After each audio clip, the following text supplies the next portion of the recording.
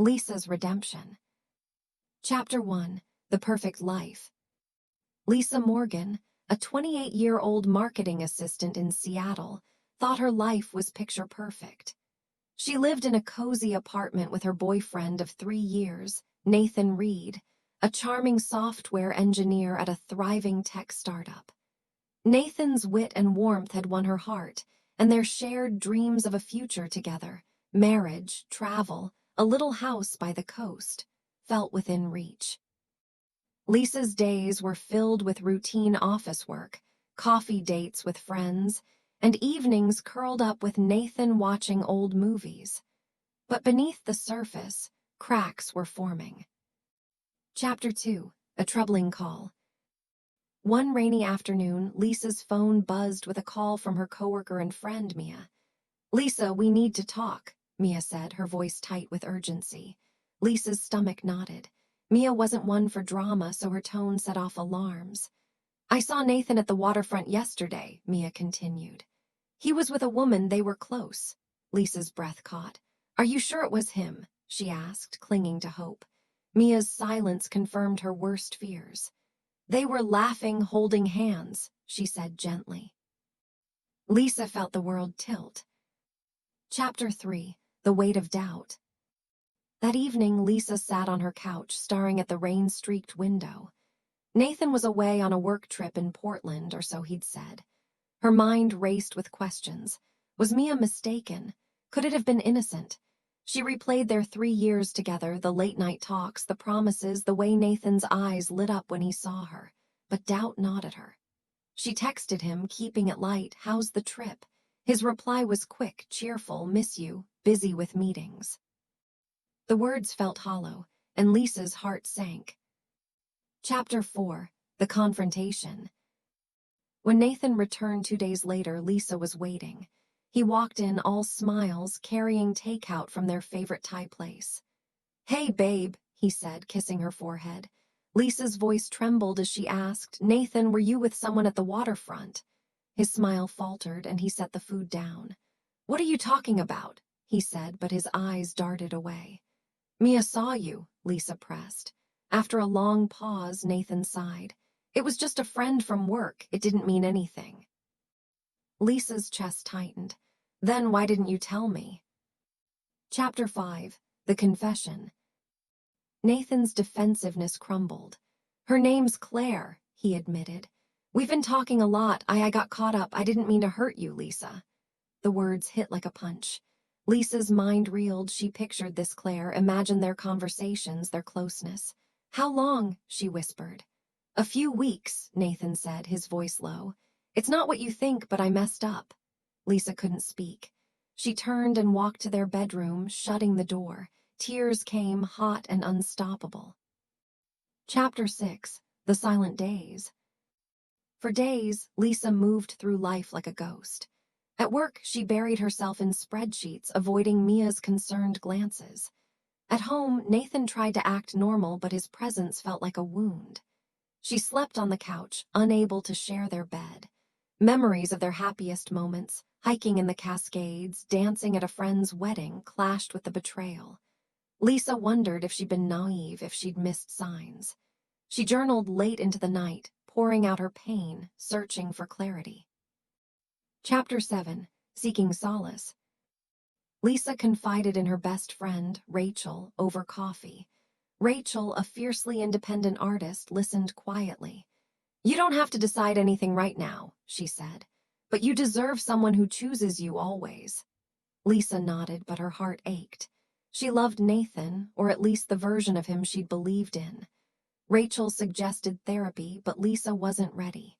Instead, she signed up for a pottery class, craving something to distract her from the chaos in her heart. Chapter 8. Nathan's Apology. One evening, Nathan sat Lisa down. "I ended things with Claire," he said, his eyes pleading. "I was stupid, Lisa. I love you. I want us to work."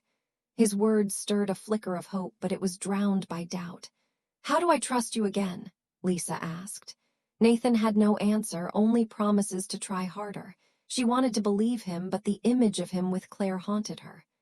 "I need space," she told him, her voice steady despite her trembling hands. Chapter 9. The Pottery Studio. The pottery class became Lisa's sanctuary. Under the guidance of her instructor, Alina, a kind woman with clay-streaked aprons, Lisa learned to shape mugs and bowls. The feel of wet clay grounded her, and the studio's quiet hum soothed her nerves. She met a classmate, Sophie, a librarian with a gentle laugh. They bonded over their shared love of books and coffee, and Sophie's easy friendship gave Lisa a sense of normalcy. For the first time in weeks, she smiled without forcing it. Chapter 10. The Decision. After a week of soul-searching, Lisa knew she couldn't stay with Nathan. The trust was gone, and no amount of apologies could rebuild it. She met him at a park near their apartment, the same place they'd had their first date. "Nathan, I can't do this anymore," she said, her voice firm. "I deserve better." Nathan's face crumpled, but he nodded. "I'm so sorry, Lisa," he whispered.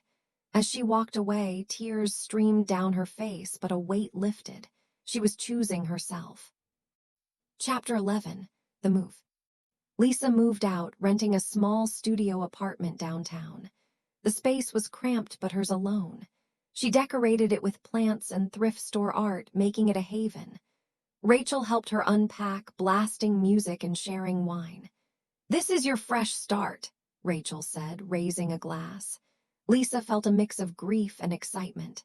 She missed Nathan's laugh, his warmth, but she was free from the shadow of his betrayal. For the first time, she felt like she was enough. Chapter 12. Rediscovering Joy. Lisa threw herself into new experiences.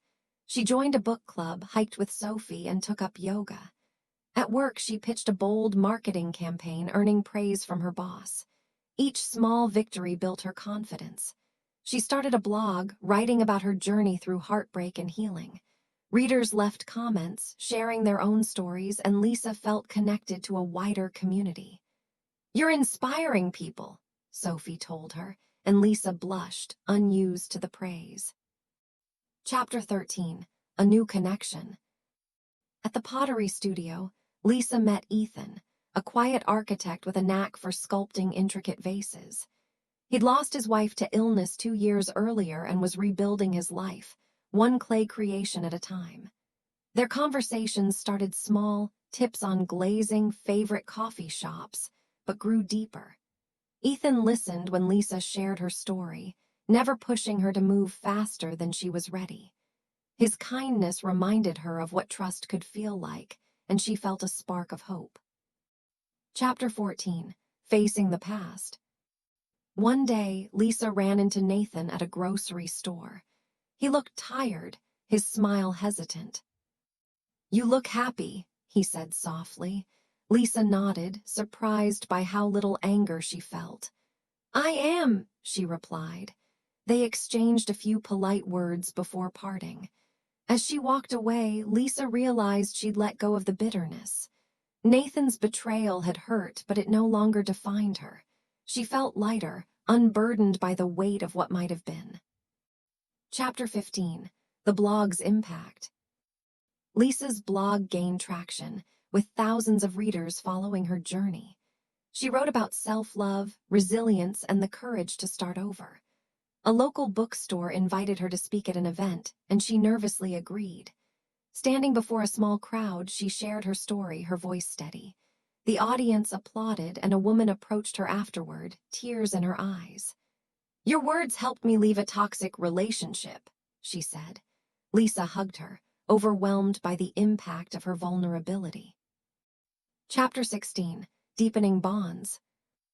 Lisa and Ethan grew closer, spending evenings exploring Seattle's markets and parks. He opened up about his grief, and Lisa shared her fears of being hurt again. Their honesty built a foundation of trust. One night, as they watched the sunset from a pier, Ethan took her hand. "I'm glad I met you, Lisa," he said. She smiled, her heart full. It wasn't love yet, but it was something real, something worth nurturing. Chapter 17. A New Opportunity. At work, Lisa's campaign success led to a promotion. She was now a marketing coordinator with a team to lead. The responsibility was daunting, but she embraced it, drawing on her newfound confidence. She mentored a new hire, a shy college graduate named Tara, and found joy in helping her grow. "You're a natural leader," Tara said, and Lisa realized she was becoming the person she'd always wanted to be, strong, capable, and kind. Chapter 18. The Healing Process. Lisa started therapy, encouraged by Rachel. Her therapist, Dr. Lynn, helped her unpack the pain of Nathan's betrayal and her fear of trusting again. Through their sessions, Lisa learned to forgive herself for staying with Nathan longer than she should have. She painted a mural in her apartment, vibrant swirls of color symbolizing her growth. Each brushstroke felt like a step toward healing, a reminder that she could create beauty from pain. Chapter 19. A Community of Support. Lisa's book club, pottery class, and blog readers formed a tight-knit community. They celebrated her promotion with a surprise party at Sophie's house, complete with homemade pottery gifts. Ethan gave her a delicate vase he'd crafted, etched with tiny stars. "For your light," he said, and Lisa's eyes welled up. She realized she wasn't alone anymore. She'd built a family of friends who saw her strength and loved her for it. Chapter 20. A Bright Horizon. A year after her breakup, Lisa stood on her balcony, watching the Seattle skyline glow under a pink sunrise. She was no longer the woman who'd cried herself to sleep, questioning her worth. She was Lisa Morgan, writer, friend, leader, and survivor. Her relationship with Ethan was growing, rooted in mutual respect. Her blog had inspired a book deal, and she was planning a solo trip to Italy, a dream she'd once shared with Nathan but now claimed for herself. "This is just the beginning," she whispered, smiling. Her story wasn't over. It was brighter, bolder, and entirely her own.